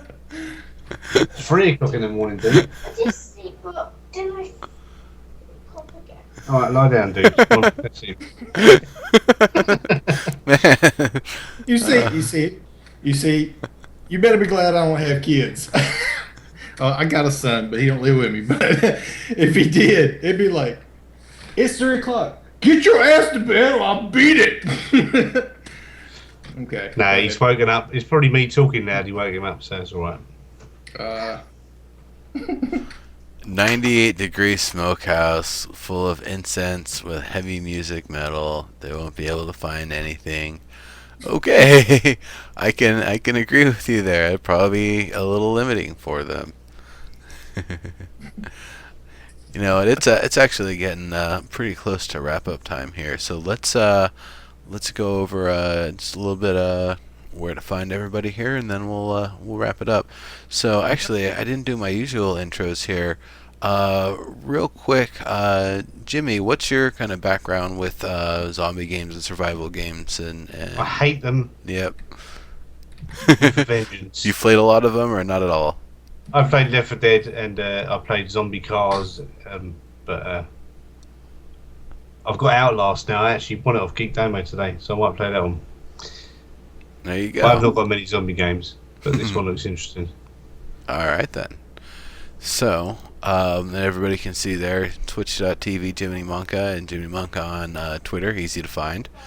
And then Tenma, how about your background and experience with zombie survival games and the sort? Well, I played DayZ. That's pretty much it. And then, of course, my first-person shooter background. So, Yes, lots of FPS, but yes, Plants vs Zombies. That's like one of the best zombie games ever made. It's not a Never survival game. No, never played it. I mean, I guess it is a survival game of sorts, but Oh, not... Left 4 Dead. I have played Yes, that. I've played that 1 and 2. Okay. All right, and you're Tenma_EQNL on Twitter and Twitch, and then you have a different one for your Yes. YouTube there. It's because YouTube's a little bitch and won't change it. Weird. Yeah, I haven't had any trouble. No, Sam, it's too early. But yeah, that'll be scrolling by here at the bottom, and once that passes by one more time, I'll probably wrap things up. So once again, here joining me on the left is Jiminimonka, and joining me on the right is Tenma. Both of these are folks you'll see in the Landmark community, and they're both live streamers, so definitely give them a follow and check them out. Yeah, definitely check out Tenma because he's got to nick all his really good building ideas and then watch them on my stream. Yeah. I watch him. That's a really good idea. I'm having that on mine. Gosh.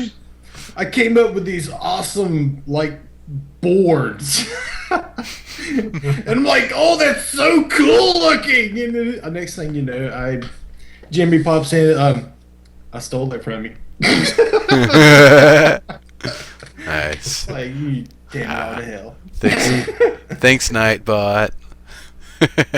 Brains. All right.